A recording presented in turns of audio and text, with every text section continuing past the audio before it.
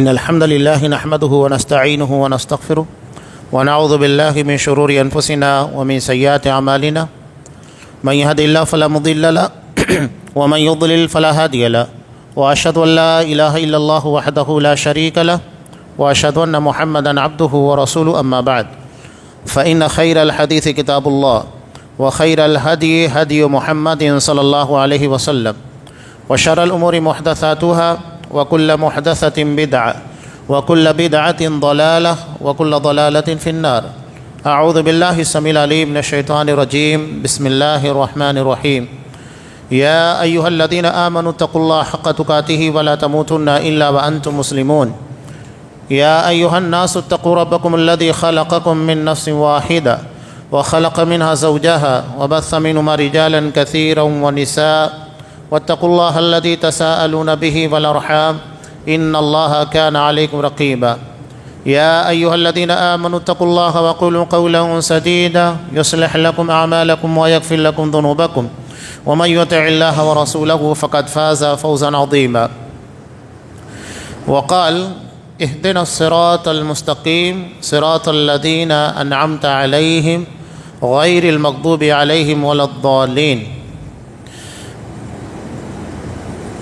وعن ثوبان رضي الله تعالى عنه أن رسول الله صلى الله عليه وسلم قال لا تزال طائفة من أمتي على الحق منصورين لا يضرهم من خالفهم حتى يأتي أمر الله. رواہ ابن ماجہ فی اتباع سنت رسول اللہ صلی اللہ علیہ وسلم. تمام قسم کی تعریفات اللہ رب العالمین وحدہ لا شریک للائق و زیبا ہے جو ساری کائنات کا تنہا خالق و مالک ہے، اور بے شمار درود و سلام ہوں اللہ کے آخری نبی جناب کریم محمد رسول اللہ صلی اللہ علیہ وسلم کی ذات مقدسہ پر. محترم حاضرین، عزیز ماں اور بہنوں، راستے کا صحیح طور پر علم ہونا ضروری ہے، اس لیے کہ جب آپ کو صحیح راستے کا علم نہیں ہوگا منزل تک کبھی نہیں پہنچ پائیں گے. سورہ فاتحہ جو فرض نماز کی 17 رکعتوں میں دہرائی جاتی ہے، بار بار اسی چیز کو دہرایا جاتا ہے، اہدنا الصراط المستقیم، کہ اللہ ہمیں صراط مستقیم کی ہدایت دے تاکہ جس ٹریک کے پر جس راستے کے پر ہم چلے وہ غلط نہ ہو. یہ اصل چیز ہے کہ اگر آپ کا راستہ صحیح ہے، علامہ البانی رحمۃ اللہ علیہ بہت پیاری بات کہتے ہیں کہ راستے کا صحیح ہونا یا صحیح راستے کا علم ہونا کتنا ضروری ہے کہ اگر آپ صحیح راستے کے پر چل رہے ہیں، چاہے اس کے پر دوڑیں یا دھیرے دھیرے چلیں، اپنی منزل تک یقیناً پہنچ جائیں گے. لیکن اگر راستہ ہی غلط ہے تو آپ جتنا زیادہ اس کے پر بھاگیں گے اتنا منزل سے دور ہوتے جائیں گے. تو یہ بار بار اس بارے میں بات کیوں کی جاتی ہے؟ قرآن اس چیز کو سورہ فاتحہ کا حصہ بنا دیا، ہماری دعا کا حصہ بنا دیا. یہ صرف 17 رکعتوں کے اندر روزانہ مانگا جا رہا ہے. اس کا مطلب یہ ہے کہ راستے کا صحیح طور کے پر علم ہونا کتنا ضروری ہے کہ اگر ہمارا راستہ ہی صحیح نہ ہو تو کیا فائدہ. ہمارے سارے اعمال، سورہ کہف ہم ہر جمعہ کے دن تلاوت کرتے ہیں، قرآن مجید نے اس کے اندر کیا ارشاد فرمایا؟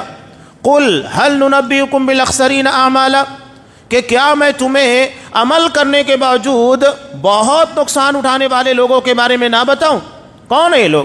الذین ضل سعیہم فی الحیات الدنیا، جن کی کوششیں دنیاوی زندگی میں گمراہی کا شکار ہو گئی. وہم یحسبون انہم یحسنون صنعا، حالانکہ وہ یہ خیال کر رہے ہیں کہ ہم بہت اچھا کام کر رہے ہیں. ان کی نگاہ میں آج دنیا میں جتنے اہل بدعت ہیں صحیح راستے سے بھٹکے ہوئے، وہ سمجھتے ہیں کہ ہم سے بہتر راستے والا کوئی ہے ہی نہیں. ہم جس راہ کے پر جس ٹریک کے پر چل رہے ہیں وہی صراط مستقیم ہے. اسی لیے ترجمے کے اندر کیا کہتے ہیں کہ دیکھو تمام لوگوں نے ترجمے کے اندر کیا لکھا کہ اللہ ہم کو سیدھی راہ دکھا، لیکن ہمارے فاضل بریلوی صاحب نے کیا ترجمہ کیا؟ ہمیں سیدھی راہ پر چلا، یعنی ہم کو صحیح راستہ مل چکا ہے. کیسے آپ کو پتا چلا کہ آپ کو راستہ سیدھا مل چکا ہے؟ کیا علم ہے؟ بغیر علم کے صحیح راستہ معلوم ہی نہیں ہو سکتا ہے. تو پہلے علم حاصل کرو تاکہ صحیح راستے کے بارے میں پتہ چل سکے کہ کس راستے کے پر ہم چل رہے ہیں. تو قرآن وہی کہہ رہا ہے کہ یہاں اللہ نے جو بیان کیا کہ ایک بندہ کہ جو بہت اچھا سمجھ رہا ہے، میرا کام بہت اچھا ہے، میں بہت عبادتیں کر رہا ہوں، دین کے لیے بہت وقت دے رہا ہوں، لیکن حقیقت یہ ہے کہ وہ بہت نقصان اٹھانے والا ہے۔ اب ایک سمپل سی مثال میں آپ کے سامنے بیان کروں۔ ہمارے یہاں بہت سارے لوگ ہوتے ہیں جو مزدوری کرتے ہیں یا پیمنٹ کے پر کام کرتے ہیں۔ اب ان لوگوں کا ہفتہ یا مہینہ ہونے کے بعد جب وہ پورا مہینہ پورا منتھ محنت کرنے کے بعد سیٹ کے پاس جائیں اور اپنے مالک کے پاس جائیں تاکہ مہینے بھر کی مزدوری اور پیمنٹ انہیں دی جائے، جب وہ پورا مہینہ محنت کرنے کے بعد اس کے پاس جاتے ہیں تو مالک بجائے پیمنٹ دینے کے اسے دھکے دے کر نکال دیتا ہے کہ تو نے کوئی کام ہی نہیں کیا۔ تو آدمی حیرت کرے گا یہ کیا بات ہوئی، میں نے پورا مہینہ محنت کی تو بجائے اس کے کہ مجھے یہاں پر اجر دیا جائے، مزدوری ملے، مجھے دھکے مار کر نکالا جا رہا ہے۔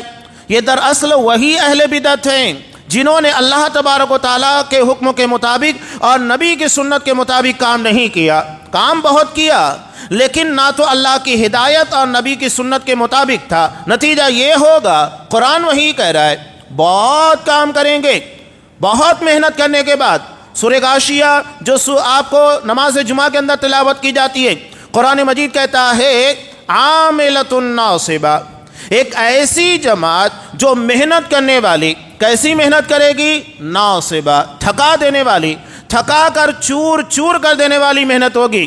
لیکن نتیجہ کیا ہوگا اتنی محنتوں کا؟ قرآن مجید کہہ رہا ہے تصلیٰ نارا حامیہ، یہ دہکتی ہوئی آگ کا شکار ہو جائیں گے۔ سوچئے کتنی حیرت ناک، افسوسناک اور ہمارے لیے تکلیف دہ بات ہے کہ ہم پوری زندگی کی محنت کرنے کے بعد، عبادتوں کے بعد جب رب العالمین کے حضور پیش ہوں گے اور یہ امید لگائے ہوں گے کہ آج ہمیں اپنی پوری زندگی کا اجر دیا جائے گا اور ہماری پوری زندگی کا معاوضہ دیا جائے گا، تو بجائے اس کے کہ ہمیں معاوضہ ملے، دھکے دے کر جہنم میں داخل کر دیا جائے۔ کتنے افسوسناک مرحلے سے گزرنا ہوگا۔ اسی لیے اہل ایمان کی دعاؤں میں ایک دعا یہ بھی ہے جو اخیر مرحلے میں لے جا کر شامل کی گئی ہے سورہ آل عمران کے اخیر میں۔ یہ اللہ سے کیا دعا مانگتے ہیں؟ وَلَا تُخْزِنَا يَوْمَ الْقِيَامَةِ، اے ہمارے پروردگار قیامت کے دن ہمیں رسوا نہ کرنا۔ کیوں یہ دعا مانگ رہے ہیں؟ یہ وہی رسوائی ہے، آدمی بہت امیدوں کے ساتھ بڑے اعمال لے کر جائے گا لیکن نتیجہ یہ ہوگا کہ ذلیل ہوگا، رسوا ہوگا۔ اور اس میں بہت ساری چیزیں آ جاتی ہیں، جس میں سے ایک چیز یہ ہے کہ اس کا راستہ غلط ہوگا، وہ نبی کریم صلی اللہ علیہ وسلم کی سنت کے مطابق اپنے اعمال کو بجانے والا نہیں ہوگا۔ یہ تمہیدی بات میں نے ابتدا میں اس لیے بیان کی کہ صحیح راستے کا علم ہونا ضروری ہے، اس کے بغیر ہمیں عمل نہیں کرنا چاہیے۔ یہی بات تو حضرت عثمان غنی رضی اللہ تعالیٰ عنہ کہتے ہیں کہ عمل کے لیے علم ضروری ہے، یعنی آپ جو بھی عمل کریں گے اس کے لیے علم ضروری ہے، بغیر علم کے آپ کیوں کام کریں گے؟ آپ کو پتہ نہیں ہے کہ نبی کریم صلی اللہ علیہ وسلم کی سنت ہے، کیوں کام کریں گے؟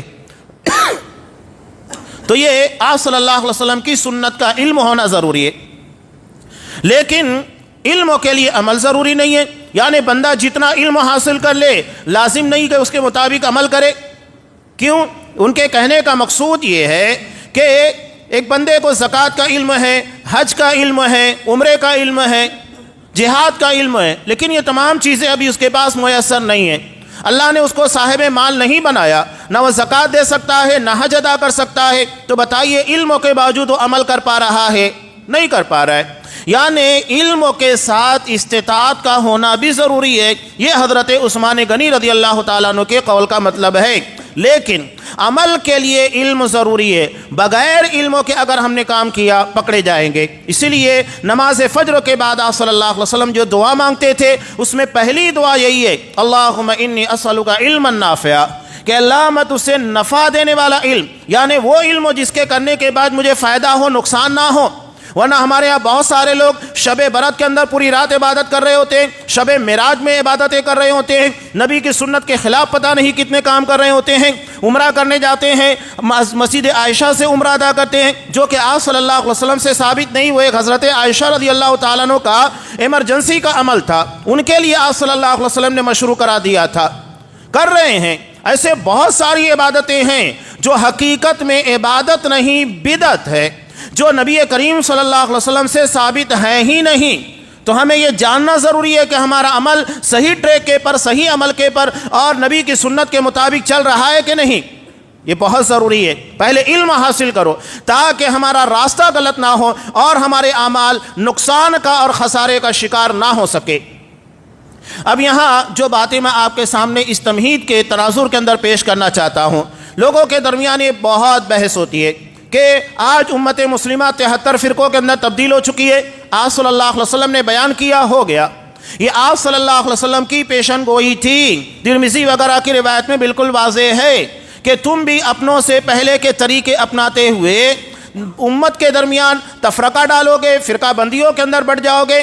پچھلی امتیں 72 فرقوں کے اندر تبدیل ہو گئی، ایک برحق تھا، اور میری امت اس سے ایک قدم آگے بڑھتے ہوئے 73 فرقوں میں تبدیل ہوگی، ایک برحق ہوگا، یعنی 72 غلط ٹریک کے پر چلنے والے ہوں گے، غلط راستے کے پر جانے والے ہوں گے۔ آپ صلی اللہ علیہ وسلم نے تو واضح کر دیا۔ اب یہ واحد فرقہ جسے فرقہ ناجیہ کہا جاتا ہے، نجات پانے والا، اصحاب کرام نے بقیہ 72 کے بارے میں سوال نہیں کیا کہ اللہ کا رسول 72 فرقہ کون ہوگا، نہیں، آپ صلی اللہ علیہ وسلم سے اصحاب کرام نے وہ سوال نہیں کیا۔ سوال کس کے بارے میں ہوا؟ سوال ہوا فرقہ ناجیہ کے بارے میں، یعنی جو گروہ نجات پانے والا ہوگا۔ تو آپ صلی اللہ علیہ وسلم نے اس گروہ کا نام نہیں بتایا، طریقہ، منہج بتایا، اور یہی اصل چیز ہے کہ آپ کس راستے کے پر چل رہے ہیں، نام اہمیت نہیں رکھتا ہے، آپ کا راستہ صحیح ہونا، آپ کا منہج جسے ہم روٹ کہتے ہیں وہ صحیح ہونا ضروری ہے، تب کہیں جا کر آپ کامیاب ہوگے، آپ کے اعمال اللہ تبارک و تعالیٰ کے ہاں قابل قبول ہوں گے۔ تو منہج کا، اصول کا، عقائد کا صحیح ہونا ضروری ہے، نام کوئی اہمیت نہیں رکھتا ہے۔ ہمارے یہاں لوگ نام کے پیچھے پڑے ہوئے ہیں، یہ اہل حدیث کب سے نام رکھا گیا ہے، یہ سوالات بار بار اٹھائے جاتے ہیں۔ کیا اہل حدیث 100 سال پرانے ہیں؟ کیا اہل حدیث انگریزوں کے زمانے میں وجود پذیر ہوئے ہیں؟ کیا اہل حدیث 150 سال پرانے ہیں یا 100 سال، 150 سال، 200 سال پرانے ہیں؟ کتنے پرانے؟ یہ اعتراضات ہمارے درمیان پیش کیے جاتے ہیں۔ اب اس کے سوال کا جواب صرف ایک حدیث اگر آپ کے سامنے پیش کر دوں تو انشاءاللہ کافی ہوگا۔ خطبہ مسنونہ کے فوراً بعد ایک روایت کو میں نے پیش کیا تھا، بہت جامع روایت ہے، اور اس ایک حدیث کی روشنی میں اگر باتیں کی جائے تو سارے اشکالات کے جواب دے دیے جائیں گے۔ اب آپ صلی اللہ علیہ وسلم نے فرقہ ناجیہ کے تعلق سے کیا کہا؟ آپ نے کہا ما انا علیہ الیوم و اصحابی، آج جس کے پر میں اور میرے صحابہ ہیں۔ تو آپ صلی اللہ علیہ وسلم نے طریقہ بتایا، نام نہیں بتایا۔ نام بتا دیتے تو سارے لوگ اس نام کو رکھ لیتے اور کہتے دیکھو ہم اہل سنت والجماعت ہیں، ہم دراصل ناجی گروہ ہیں۔ تو نام رکھ لینے کی بنیاد کے پر نہیں ہوگا۔ منافقین بھی کلمہ پڑھتے تھے، تو کیا منافقین کا کلمہ پڑھنا انہیں فائدہ دے گا؟ نہیں، تو صرف ظاہر سے یا نام سے فائدہ نہیں ملنے والا ہے، ورنہ اگر آپ صلی اللہ علیہ وسلم کے نام کی بنیاد کے پر فائدہ ملنا ہوتا تو منافقین کو بھی جنت میں داخلہ ملنا چاہیے، لیکن انہیں جنت میں داخلہ نہیں بلکہ جہنم کے سب سے نچلے طبقے میں رکھا جائے گا۔ تو یہ اصل چیز منہج ہے۔ آپ صلی اللہ علیہ وسلم نے کہا آج جس کے پر میں اور میرے صحابہ ہے۔ اب یہاں بات آگے کرنے سے قبل لوگ اعتراض کرتے ہیں یہ کیا فرقہ بندی کی باتیں بار بار لگا کر رکھے، کیا توحید لگا، کیا منہج لگا کر رکھا ہے۔ روزانہ سورہ فاتحہ میں منہج کے تعلق سے، عقیدے کے تعلق سے 17 مرتبہ دعا مانگتے ہو، اور اس وقت یہ نہیں کہتے ہو کہ قرآن کیوں بار بار ہمیں صحیح راستے، صحیح منہج اور صحیح عقیدے کی تلقین کر رہا ہے۔ قرآن خود ہمیں اس کے بارے میں روزانہ تاکید کر رہا ہے کہ صرف فرض نماز کی 17 رکعتوں کے اندر تمہیں اپنے عقیدے، اپنے منہج کی درستگی کے بارے میں سوال کرنا چاہیے، ہدایت کی دعا مانگنی چاہیے۔ یہ اہمیت ہے عقیدے کی اور منہج کی، اور ہر موقع پر آپ صلی اللہ علیہ وسلم نے اسی کو اہمیت دی، تو ہم کیوں اہمیت نہ دیں جو آپ صلی اللہ علیہ وسلم نے جس کو اہم قرار دیا؟ اور جب یہ چیز آپ نے بیان کی، اس کا مطلب یہ ہے کہ یہ ضروری ہے۔ آپ صلی اللہ علیہ وسلم کی کوئی بات، ایک لفظ غیر ضروری نہیں ہو سکتا ہے۔ تو آپ صلی اللہ علیہ وسلم پوری حدیث بیان کر رہے، کئی حدیثیں اس ضمن کے اندر بیان کی گئی، قرآن مجید کی آیات آئی ہیں، تو کیا یہ غیر ضروری ہے؟ قرآن مجید میں بار بار صراط مستقیم کا تذکرہ ہے، نعوذ باللہ، وہ غیر ضروری ہے؟ تو یہ جو لوگ بلا وجہ لوگوں کے درمیان اہل حدیثوں کو ٹارگیٹ کرنے کے لیے کیا عقیدہ توحید منہج لگا رکھا ہے، یہ صرف ان لوگوں کے نزدیک عقیدے، منہج کی اہمیت کو گھٹانے کا طریقہ ہے۔ یہ اس طریقے کی باتیں کرنے سے اس کی اہمیت گھٹنے والی نہیں ہے۔ قرآن جسے بار بار پیش کرتا ہے ہم بھی بار بار پیش کریں گے۔ آپ صلی اللہ علیہ وسلم نے جس کی اہمیت کو اجاگر کیا ہم بھی اجاگر کریں گے۔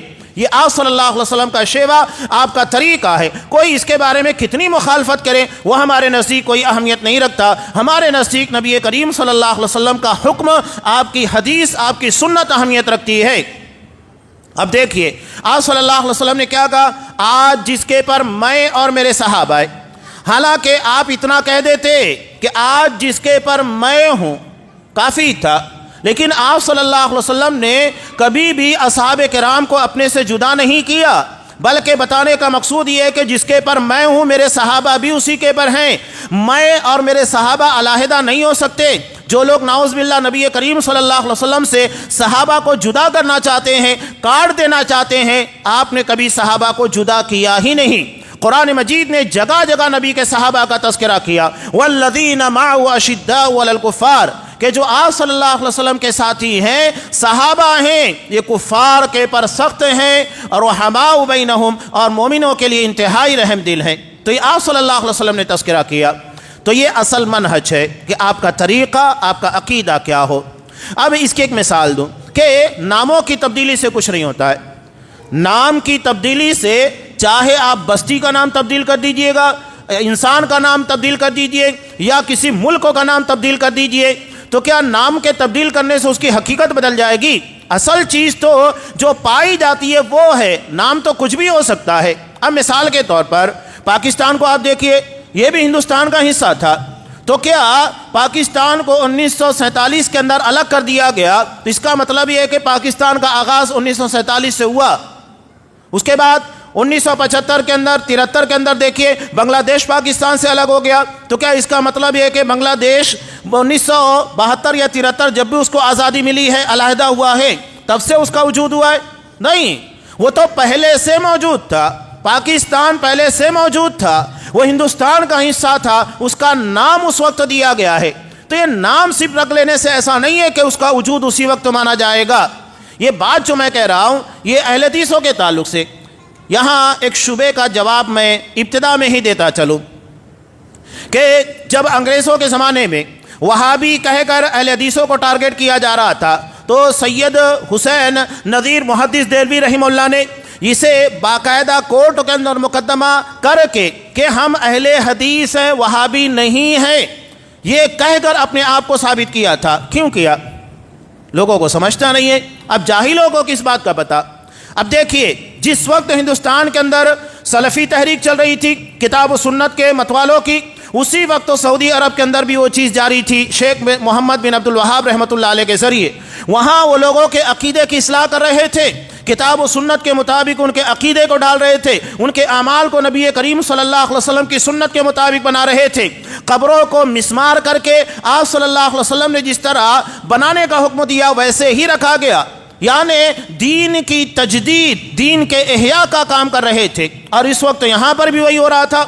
تو ایسے میں لوگوں نے ان کے ساتھ انہیں جوڑ دیا۔ ٹھیک ہے، ہمارا عقیدہ، ہمارا منہج بالکل وہی تھا جو شیخ محمد بن عبد الوہاب رحمۃ اللہ علیہ کا تھا، لیکن یہاں کہنے کا مقصد کیا تھا؟ سید نذیر حسین محدث دہلوی رحمۃ اللہ علیہ کی ذہانت دیکھیے، وہ یہ ثابت کر رہے تھے ہم شخصیت نہیں، منہج یعنی کتاب و سنت کے تابع ہیں، لہذا ہم کو اہل حدیث کہا جائے کہ ہم قرآن و حدیث کو ماننے والے، کسی شخصیت کے ماننے والے نہیں ہیں۔ وہاں لوگ شخصیت کی طرف اہل حدیثوں کو منسوب کر رہے تھے، انہوں نے کہا کہ نہیں، ہمیں اپنے عقیدے، اپنے منہج اور کتاب و سنت کی طرف منسوب کیجئے گا، یہ ہمارا اصل و شیبہ ہے، ہم شخصیات کے تابع نہیں ہیں۔ ٹھیک ہے، شخصیات اگر قرآن و حدیث کی تابع داری کر رہی ہے بہت اچھی بات ہے، یہی ہمارا مشن ہے، ہر اہل حدیث کا مشن یہی ہوتا ہے۔ تو یہ فرق یاد رکھیے گا، جو انہوں نے کہا ان کے کہنے اور ان کے ثابت کرنے کے درمیان کافی فرق تھا۔ وہ شخصیت کی طرف جماعت کو نہیں لے جانا چاہتے تھے کہ ہماری جماعت کو کسی شخصیت کی طرف منسوب کیا جائے، بلکہ ہماری جماعت کو ہمارے عقیدے، ہمارے منہج سے پہچانا جائے، شخصیت سے نہیں۔ اب دنیا میں جتنی جماعتیں ہیں جو کتاب و سنت سے ہٹی ہوئی ہیں، کون سی ایسی جماعت ہے جو اپنے منہج، اپنے عقیدے سے پہچانی جاتی ہے؟ ہر جماعت کو آپ اٹھا کر دیکھیے، شخصیت سے پہچانی جاتی ہے۔ چاہے آپ جماعت اسلامی کی بات کیجئے، مولانا مودودی سے پہچانی جاتی ہے، ڈاکٹر اسرار سے پہچانی جاتی ہے، اس کے بعد احناف کی بات کیجئے، وہ ایک شخصیت حضرت امام ابو حنیفہ رحمۃ اللہ علیہ سے پہچانی جاتی ہے۔ شافعیت کی بات کیجئے، امام شافعی سے پہچانی جاتی ہے۔ مالکیت کی بات کیجئے، امام مالک سے۔ حنابلہ کی بات کیجئے، امام احمد بن حنبل سے۔ یعنی وہ شخصیتوں سے منسوب ہے، ہم شخصیتوں سے منسوب نہیں ہیں، بلکہ ہم کتاب و سنت یعنی جو دین کا اصل سرچشمہ ہے اس سے منسوب ہیں، اور اصحاب کرام بھی اسی سے منسوب تھے اور ہم بھی اسی سے منسوب ہیں۔ یہ اصل مدعا ہے جس کو بیان کرنا چاہ رہے ہیں۔ تو اصل چیز کتاب و سنت، ہمارا عقیدہ، ہمارا منہج ہے، اور وہی ہماری تاریخ ہے۔ چلیے وہ حدیث جو میں نے آپ کے سامنے پیش کی اس کی مختصر شرح آپ کے سامنے رکھ رہا ہوں تاکہ بات بالکل واضح ہوتی چلے۔ حضرت ثوبان رضی اللہ تعالیٰ عنہ ارشاد فرماتے ہیں، نبی کریم صلی اللہ علیہ وسلم نے ارشاد فرمایا، لا تزال طائفۃ من امتی، برابر، کنٹینیو، یعنی بغیر کسی گیپ کے، بغیر کسی انقطاع کے، کٹ اپ کے، یہ جماعت ہمیشہ باقی رہے گی۔ لا تزال طائفۃ من امتی، میری امت کی ایک جماعت، ایک گروہ، کس کے پر برقرار رہیں گے؟ علی الحق منصورین، حق کے پر ان کی مدد کی جاتی رہے گی۔ لا یضرہم من خالفہم، ان کی مخالفت کرنے والے انہیں نقصان نہیں پہنچا سکتے، حتی یاتی امر اللہ، یہاں تک کہ اللہ کا فیصلہ یعنی قیامت آ جائے۔ یہ ایک حدیث ہے، اتنی جامع روایت کہ سارے اشکالات، سارے اعتراضات کا جواب اسی کے اندر دے دیا گیا ہے۔ پہلی بات، قرآن مجید آپ صلی اللہ علیہ وسلم نے کیا کہی؟ لا تزالو، مسلسل، یعنی آپ صلی اللہ علیہ وسلم کے زمانے سے قیامت تک کبھی بھی کوئی زمانہ اس جماعت سے خالی نہیں رہے گا۔ یعنی آپ صلی اللہ علیہ وسلم جب سے آئے ہیں تب سے لے کر قیامت تک، اب بتائیے کتنے فرقے اس امت مسلمہ کے درمیان ہیں؟ لوگ بات کرتے ہیں 4 مسلک کی، 4 اماموں کی، اس کے علاوہ بہت سارے اماموں کی، تو آپ صلی اللہ علیہ وسلم کہہ رہے ہیں کہ وہ میرے زمانے سے رہیں گے۔ اب بتائیے کون تھا نبی کے زمانے میں؟ کوئی تھا؟ میں کہتا ہوں نبی کے زمانے میں اہل حدیث موجود تھے، نبی کے زمانے میں اہل حدیث موجود تھے، نبی بھی اہل حدیث، اور تمام صحابہ، تمام محدثین، تمام لوگ اہل حدیث تھے۔ اور یہ میں صرف زبانی دعویٰ نہیں کر رہا ہوں بلکہ دلیل کی بنیاد کے پر کہہ رہا ہوں۔ چلیے وہ حدیث آپ کے سامنے پیش کرتا ہوں۔ امام بخاری رحمۃ اللہ علیہ نے حضرت ابو ہریرہ رضی اللہ تعالیٰ عنہ سے روایت کیا، سوال ہوا، اللہ کے رسول صلی اللہ علیہ وسلم سے سوال ہوتا ہے۔ کیا سوال ہوتا ہے؟ من اسعد الناس بشفاعتک یوم القیامہ، اللہ کے رسول یہ بتائیے قیامت کے دن آپ کی شفاعت کا سب سے بڑا حقدار، خوش نصیب کون ہوگا؟ تو آپ صلی اللہ علیہ وسلم نے اس سوال کا جواب دینے سے پہلے، سوال بہت اہم تھا، لہذا حضرت ابو ہریرہ رضی اللہ تعالیٰ عنہ کو اس کے بارے میں آپ نے حوصلہ افزائی کی اور کہا، لقد ظننت یا ابا ہریرہ الا یسألنی عن هذا الحدیث احد اول منک، ابو ہریرہ مجھے یقین تھا اس حدیث کے بارے میں تم سے پہلے کوئی مجھ سے سوال نہیں کرے گا۔ کیوں نہیں سوال کرے گا؟ لما رأیت من حرصک علی الحدیث، اس لیے کہ میں نے تمہیں حدیث کے معاملے میں حریص پایا ہے۔ حریص کا مطلب مکمل جستجو کرنے والا۔ اپنی پوری زندگی ایمان لانے کے بعد سے انہوں نے نبی کریم صلی اللہ علیہ وسلم کی احادیث کو جمع کرنے میں لگا دی۔ یہی نتیجہ ہے کہ راویان حدیث کے اندر سب سے بلند مقام ہے کہ ایمان لے کر آئے خیبر کے موقع پر سن 7 ہجری میں، اور وہاں سے لے کر انہیں 3 سال کا موقع ملا ہے کم و بیش۔ اب اتنی قلیل مدت میں انہوں نے آپ صلی اللہ علیہ وسلم کی 5000 سے زیادہ احادیث کو جمع کیا۔ راویان حدیث میں سب سے اونچا مقام یہ حدیث کی جستجو، حدیث کی طلب۔ تو آپ صلی اللہ علیہ وسلم نے کیا کہا؟ مجھے یقین تھا ابو ہریرہ کہ تمہارے علاوہ اس سوال کو کوئی اور نہیں کرے گا، اس لیے کہ میں نے تمہیں حدیث کے معاملے میں حریص پایا ہے۔ اب سوال یہ ہوتا ہے کہ حدیث ہو اور اہل حدیث نہ ہو، ممکن ہے؟ کیا یہ ممکن ہے کہ حدیث موجود ہو اہل حدیث موجود نہ ہو؟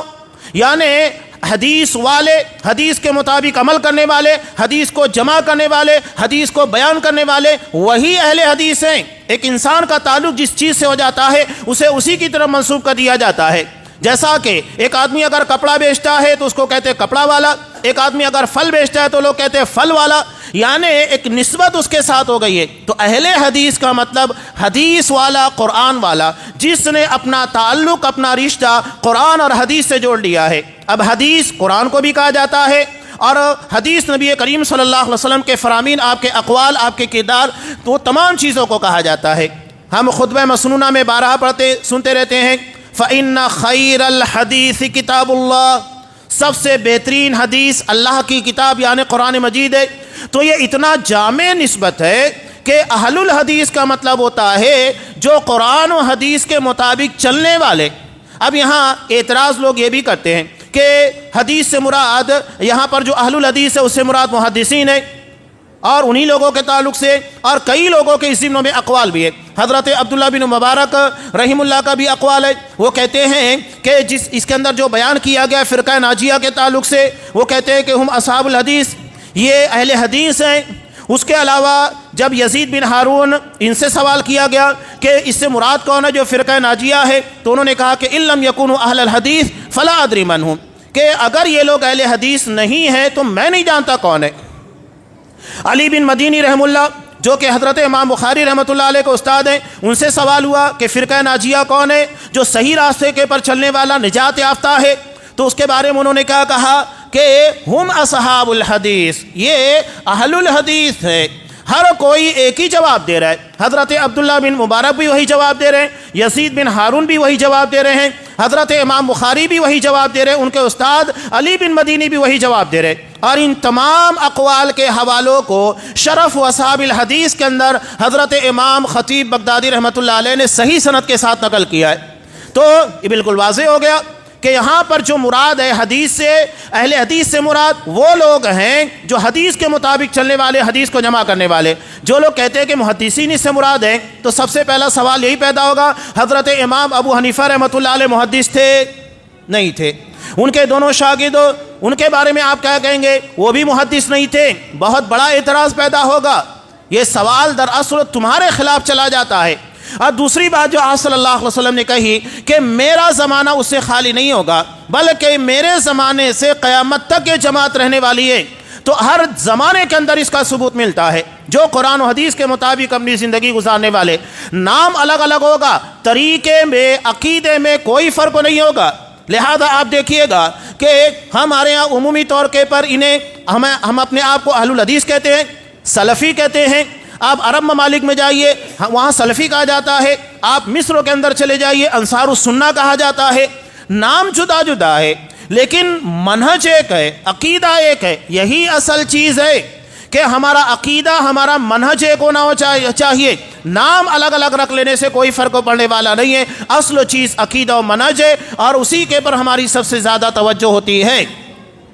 یہ جو آپ صلی اللہ علیہ وسلم نے کہا، کیا کہا کہ اس حدیث کے بارے میں تمہارے علاوہ کوئی سوال نہیں کرے گا، تو یہاں حدیث سے مراد دراصل آپ صلی اللہ علیہ وسلم کی باتوں کو لینے والے محدثین دراصل ایک طبقہ ہے جنہوں نے حدیث کو جمع کیا۔ لیکن اہل الحدیث میں وہ تمام لوگ آ جاتے ہیں جو حدیث کو جمع کرتے ہیں، حدیث کے پر عمل کرتے ہیں، حدیث کو آگے بیان کرتے ہیں۔ بلکہ آپ صلی اللہ علیہ وسلم نے اہل حدیثوں کو، جو حدیث کو جمع کرتے ہیں، لوگوں تک پہنچاتے، بشارت دی، دعا دی۔ کسی اور طبقے کو آپ نے ایسی دعا نہیں دی جو دعا آپ صلی اللہ علیہ وسلم نے حدیث کے جمع کرنے والوں کو دی۔ جیسا کہ ابو داؤد کی روایت میں، نور اللہ امرأ سمع منا حدیثا، اللہ اس بندے کو تر و تازہ رکھے، سرسبز و شاداب رکھے، جو میری حدیثوں کو سنتا ہے، اسے یاد کرتا ہے، اور جس طرح اس نے حدیثوں کو سنا اسی طرح دوسروں تک پہنچاتا ہے۔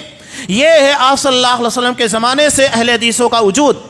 تو اسی لیے ہم کہتے ہیں آپ صلی اللہ علیہ وسلم سب سے پہلے اہل حدیث تھے۔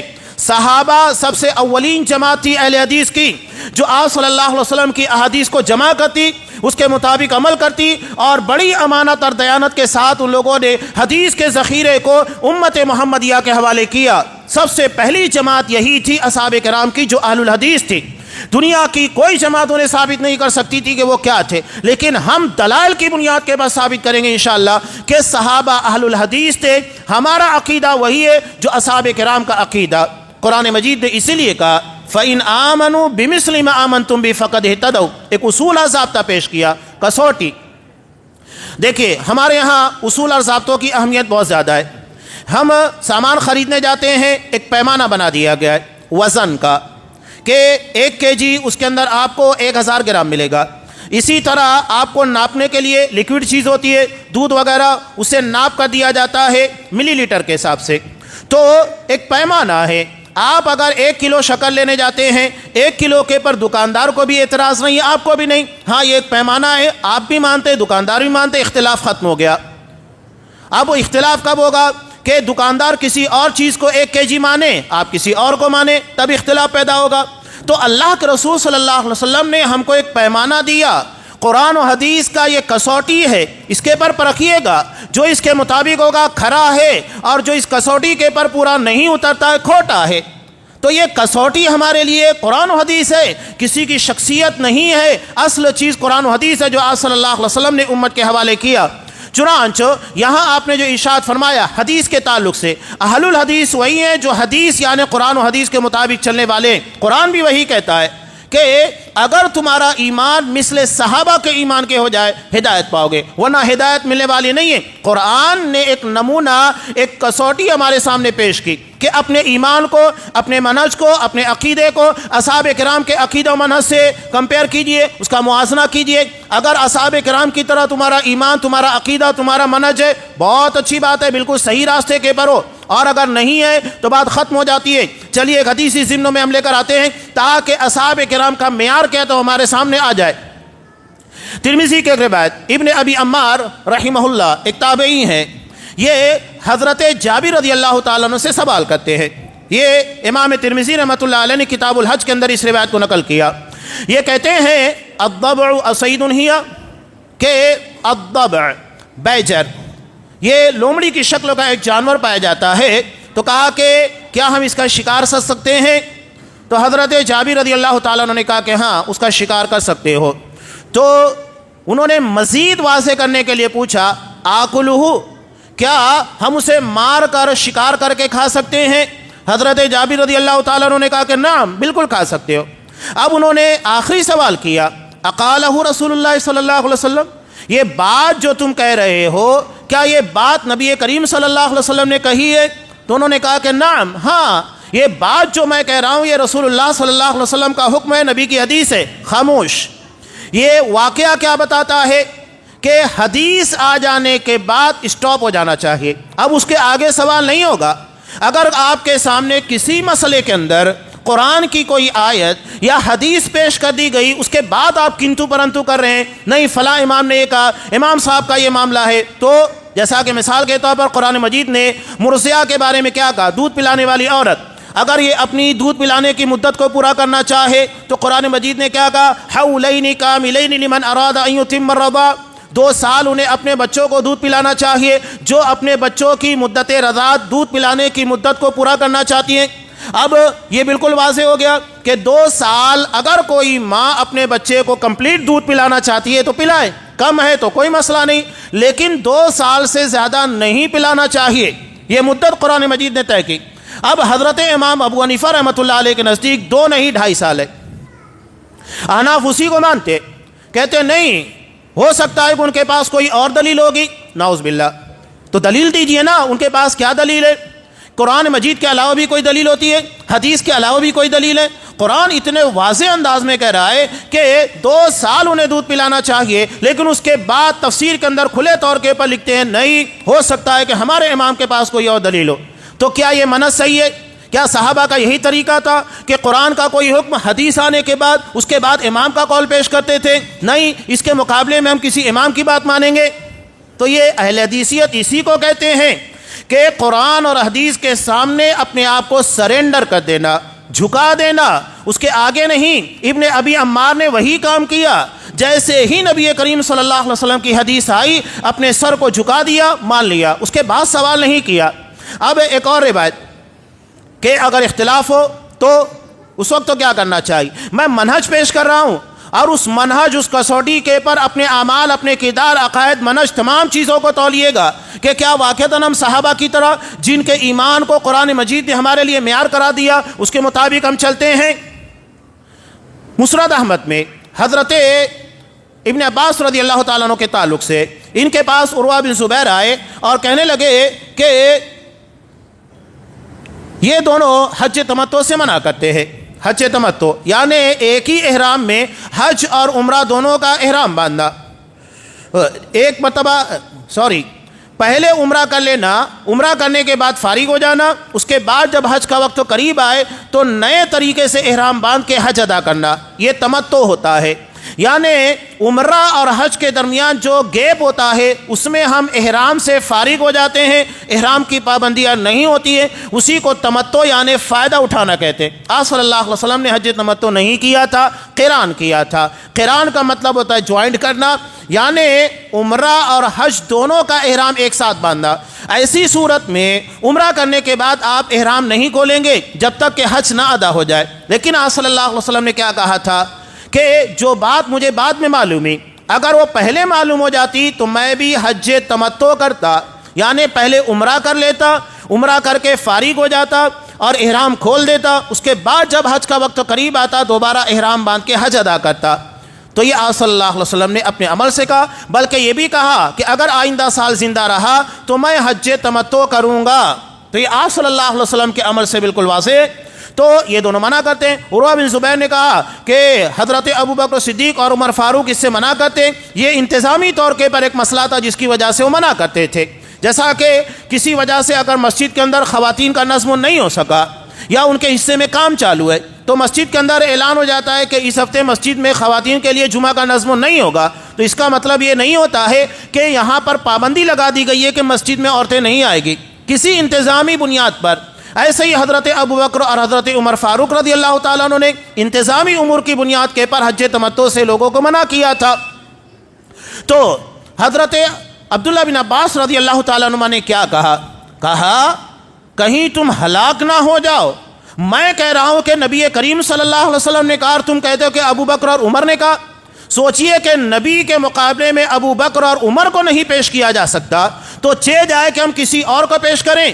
یہاں تو نبی کی حدیث کے مقابلے میں، قرآن کے مقابلے میں کہیں امام کو پیش کیا جاتا ہے، کہیں کسی فقیہ کو پیش کیا جاتا ہے، کہیں امت اور لوگوں کو پیش کیا جاتا ہے. اتنے سارے لوگ کر رہے ہیں، کیا یہ سارے لوگ مل کر قرآن حدیث کا مقابلہ کر سکتے ہیں یا اماموں کی پوری جماعت مل کر مقابلہ کر سکتی ہے؟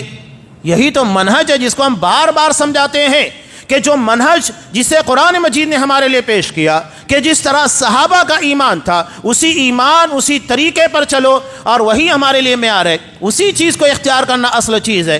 تو یہ نبی کریم صلی اللہ علیہ وسلم کی حدیث میں پیش کر رہا تھا. بات بہت طویل ہے. آپ صلی اللہ علیہ وسلم نے کیا کہا؟ لا تزال طائفۃ من امتی. اور اس ضمن میں نے حدیث پیش کی کہ آپ صلی اللہ علیہ وسلم کے زمانے میں بلکہ آپ سے ہی اہل حدیث کا سلسلہ شروع ہوا. تو حضرت ابو ہریرہ رضی اللہ تعالیٰ عنہ نے حدیث کے بارے میں سوال کیا تھا. تو آپ صلی اللہ علیہ وسلم نے کہا کہ ابو ہریرہ مجھے یقین تھا اس حدیث کے بارے میں تم ہی سوال کرو گے، اس لیے کہ میں نے تمہیں حدیث کے معاملے میں حریص جستجو کرنے والا پایا ہے. اب وہی بات آتی ہے کہ حدیث موجود ہو اور اہل حدیث نہ ہو، ناممکن چیز ہے.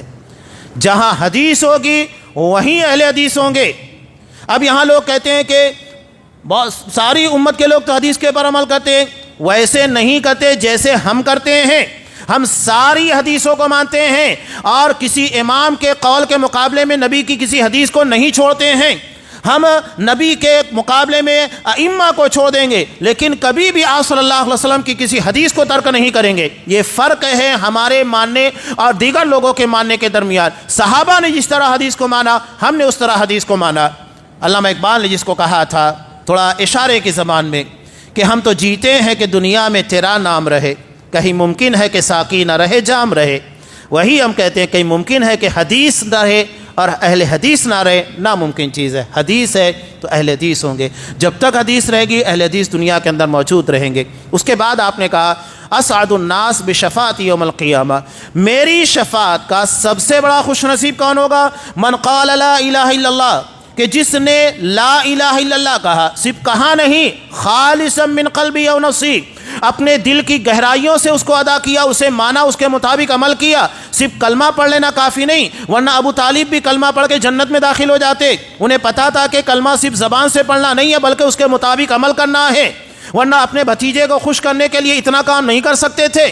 یقیناً کر سکتے تھے لیکن انہیں پتا تھا کہ صرف زبان سے پڑھنے سے کوئی فائدہ نہیں ہے، ورنہ وہ زبان سے پڑھ دیتے. تو زبان سے پڑھنے کے ساتھ ساتھ اس کے تقاضوں کے مطابق عمل کرنا بھی ضروری ہوتا ہے. تو حدیث آپ کے سامنے، اللہ کے رسول نے کہا لا تزال طائفہ، ایک جماعت ہوگی، چار نہیں ہوگی۔ ہمارے لوگ کہتے ہیں چاروں برق، نبی کہہ رہا ہے کہ طائفہ، ایک ہی طائفہ۔ طائفہ کا مطلب طواف سے بنا ہے، چکر لگانے والی، جس طرح کعبۃ اللہ کے ارد گرد طواف کیا جاتا ہے، اسی طرح یہ جماعت قرآن و حدیث کے ارد گرد چکر لگائے گی۔ پورا مرکز ان لوگوں کا قرآن حدیث ہوگا، اسی کے ارد گرد چکر لگائے گی، کہیں اور نہیں جائے گی اسے چھوڑ کر۔ یہ طواف سے بنا ہے طائفہ، قرآن و حدیث کے ارد گرد گھومنے والی، اسے اپنا مرکز بنانے والی۔ طائفۃ من امتی، اس کے بعد آپ صلی اللہ علیہ وسلم نے کہا علی الحق منصورین، حق قرآن و حدیث کو کہا جاتا ہے، تفصیل نہیں ہے، میں ڈائریکٹ بات کر رہا ہوں۔ علی الحق منصورین، حق کی بنیاد کے پر اس کی مدد کی جائے گی۔ اور آج آپ دیکھیں دنیا میں اہل حدیث صرف بڑھتا ہے، گھٹتا نہیں ہے، ہمیشہ ان کی تعداد بڑھتی ہے، بڑھتے ہی جا رہی ہے، دیگر لوگ کم ہوتے جا رہے ہیں، بڑھتے جا رہے ہیں۔ کیوں؟ اس لیے کہ خالص اسلام کے حامل ہیں، دعوے داری نہیں ہے، بلکہ دعوے داری کے ساتھ ساتھ اس کے مطابق عمل بھی ہے۔ ہمارا عقیدہ، ہمارا منہج، ہر چیز قرآن و حدیث کے موافق ہے۔ کوئی یہ نہیں کہہ سکتا کہ ہم نے کسی جگہ کے پر کسی امام کو، کسی فقیہ کو قرآن و حدیث کے مقابلے میں ترجیح دی ہو۔ وہی عقیدہ، وہی طریقہ جو صحابہ نے اپنایا، اسی کے مطابق ہم چلنے والے ہیں۔ یہ صرف زبانی دعویٰ نہیں، بلکہ ہر اعتبار سے اس کے مطابق چلنے کی مکمل کوشش ہوتی ہے۔ یہ ہے اہل حدیثیت۔ تو آپ نے کہا علی الحق منصورین، حق کی بنیاد پر ان کی مدد کی جائے گی۔ آج اسے مٹانے کے لیے پوری دنیا لگی ہوئی ہے، صرف ہمارے نہیں بلکہ پوری دنیا کی طاقتیں لگی ہے۔ کیا اخوانیت کی بات کیجئے، تحریکیت کی بات کیجئے، جماعت اسلامی کی بات کیجئے، مودودیت کی بات کیجئے، اسراریت کی بات کیجئے، یا مشرکین کی بات کیجئے، پورے مل کر اسے ٹارگٹ کیے ہوئے، لیکن اس کے بعد بھی قیامت تک اس کو نہیں مٹا سکتے انشاءاللہ۔ اس لیے کہ اللہ کے رسول صلی اللہ علیہ وسلم کا وعدہ ہے، بہت بڑی بشارت ہے۔ آپ صلی اللہ علیہ وسلم نے کہا علی الحق منصورین، حق کے پر ان کی مدد کی جاتی رہے گی، لا یضرهم من خالفهم حتی یاتی امر اللہ، کہ ان کے مخالفین اس کا بال بیکا نہیں کر سکتے۔ کیا کر پائے؟ جنگ آزادی کی لوگ بات کرتے ہیں 100 سال 150 سال کی بات، میں ابھی قریب کی بات کروں، یولا جو کہ مالیگاؤں سے قریب 60 کلومیٹر دوری کے پر واقع ہے، وہاں جو اہل حدیث مسجد ہے، آج اس کے میٹر کے پر لکھا ہوا ہے کہ وہابی ٹرسٹ لکھا ہوا ہے، اور وہ 250 سال سے زیادہ پرانی مسجد ہے۔ آج بھی یہ مسجد کتنی آپ بات کیجئے، گجرات کے بھوج کے اندر چلے جائیے، سمی کا علاقہ 700-800 سال پرانی اہل حدیث مسجدیں ملے گی۔ آپ کو کیرل کے علاقے میں جہاں اصحاب کرام کی جماعت اترے گی، کیوں وہاں پر اہل حدیثوں کی تعداد زیادہ نظر آتی ہے؟ اس کی وجہ یہ ہے کہ وہاں صحابہ اترے تھے جو اہل حدیث تھے۔ یہ میں صرف اشارے میں کتنی باتیں کروں، پورا زمانہ کوئی علاقہ آپ نہیں بتا سکتے جو اس سے خالی ہوگا۔ چاہے محمد بن قاسم کی بات کیجئے، کسی کی بھی بات کہیے، یہاں تک کہ ہم حضرت امام ابو حنیفہ رحمۃ اللہ علیہ کے بارے میں بھی یہی کہتے ہیں، وہ بھی اہل حدیث تھے۔ کیوں؟ وہ صاف کہتے ہیں کہ اذا صح الحدیث فہو مذہبی، صحیح حدیث ہی میرا مذہب ہے، میں اسی راستے کے پر چلتا ہوں جو صحیح حدیث ہے۔ امام صاحب بھی وہی بات کہتے۔ تو حقیقت میں امام ابو حنیفہ رحمۃ اللہ علیہ کے مطابق یا ان کے عقیدہ منہج کو اختیار کرنے والے اہل حدیث ہی ہیں۔ آپ ان کو پڑھیے تو جب سمجھ میں آئے گا، صرف سنی سنائی باتوں سے کچھ ہونے والا نہیں ہے۔ تو یہ آپ صلی اللہ علیہ وسلم کے ایک حدیث کے ضمن میں کچھ باتیں میں نے رکھنے کی کوشش کی، ورنہ خطبہ کے اندر اتنا موقع نہیں ہوتا ہے کہ تفصیل کے ساتھ ان تمام چیزوں کو بیان کیا جائے، صرف اشارات تھے جو آپ کے سامنے رکھے۔ اس ایک حدیث کی بنیاد پر اپنے آپ کو تولنے کی کوشش کیجیے۔ آپ نے ایک حدیث میں ساری باتیں بیان کر دی، لا تزال طائفۃ من امتی، کہ ہمیشہ نبی کے زمانے سے قیامت تک اس میں جتنے باطل گروہ سب ختم ہو جاتے ہیں، اس لیے کہ کسی کا وجود نہیں تھا، جتنے ہیں یہ سب کے سب عمومی طور کے پر 300 صدیوں کے بعد وجود میں اپنی جماعت کی شکل میں۔ جب خیر القرون گزر چکا تھا، طائفہ ایک جماعت ہوگی، کئی جماعتیں نہیں ہوگی، ایک جماعت ہوگی جو میری امت سے تعلق رکھتی ہے، اس کا تعلق کسی امام سے نہیں ہوگا۔ یہاں ایک قول میں نقل کروں، ہمیشہ میں کہا کرتا ہوں، مولانا مختار ندوی رحمۃ اللہ علیہ کا قول، بہت پیارا، آسان سا، سمجھ میں آنے والا قول ہے۔ وہ کہتے ہیں نبی سے امت بنتی ہے اور شخصیت سے فرقے بنتے ہیں، یعنی جن لوگوں نے اپنے آپ کو نبی سے منسوب کیا، جو نبی سے اپنا تعلق رکھتے ہیں، محمدی ہیں، یعنی جن لوگوں کا تعلق محمد صلی اللہ علیہ وسلم کے اصول عقیدے منت لائے ہوئے خالص دین سے، وہ حقیقت میں امتی ہیں۔ اور شخصیت کو جو لوگ مانتے ہیں، اماموں کو جو لوگ مانتے ہیں نبی کریم صلی اللہ علیہ وسلم، قرآن و حدیث کے مقابلے میں وہ فرقے ہیں، وہ اصل ڈگر سے جدا ہو گئے ہیں۔ تو یہاں آپ نے کہا طائفۃ من امتی علی الحق منصورین، حق کے پر اس جماعت کی مدد ہوتی رہے گی، لا یضرهم من خالفهم، اس کے مخالفین اس کا بال بیکا نہیں کر سکتے، حتی یاتی امر اللہ، یہاں تک کہ اللہ کا فیصلہ قیامت آ جائے۔ یہ ایک حق بات کو میں نے آپ کے سامنے رکھنے کی کوشش کی، کسی کے پر طنز نہیں ہے، کسی کے پر تعریض نہیں ہے، اشکالات کے جوابات دینے کی کوشش کی گئی۔ اہل حدیث کوئی 100 سال پرانے نہیں، بلکہ نبی کریم صلی اللہ علیہ وسلم کے زمانے سے سب سے پہلے اہل حدیث آپ صلی اللہ علیہ وسلم تھے، اور آپ صلی اللہ علیہ وسلم کے صحابہ کی جماعت اہل حدیثوں کی سب سے پہلی جماعت تھی جو قرآن و حدیث کے مطابق چلنے والے۔ ان کے سامنے نہ کوئی امام تھا، اس لیے کہ امام الانبیاء کے سامنے کون آ سکتا ہے؟ تو وہاں سے سلسلہ شروع ہوا اور قیامت تک چلتا رہے گا، اور جو بھی قرآن و حدیث کے مطابق اپنے آپ کو چلا لے اور سلف کے طریقے کے مطابق، فہم کے مطابق ان چیزوں کو ماننے لگ جائے، حقیقت میں وہ خود کو صحابہ کی جماعت سے جوڑ دیتا ہے۔ وہی صراط الذین انعمت علیہم آئے کہ جس جماعت کے پر اللہ نے اپنا انعام نازل کیا، اللہ ہمیں اسی جماعت کے اندر شامل رکھے۔ ہر قسم کی گمراہیاں، چاہے وہ عقیدے کی ہو، فکری گمراہیاں ہو، منہجی گمراہیاں ہو، اعمال کی گمراہیاں ہو جو بدعات کی شکل میں آتی ہے، ہر قسم کی گمراہیوں سے ہمیں محفوظ رکھے، آمین۔ بارک اللہ لنا ولکم فی القرآن العظیم ونفعنی وإیاکم بالآیات والذکر الحکیم، انہ تعالی جواد کریم ملک رؤوف رحیم۔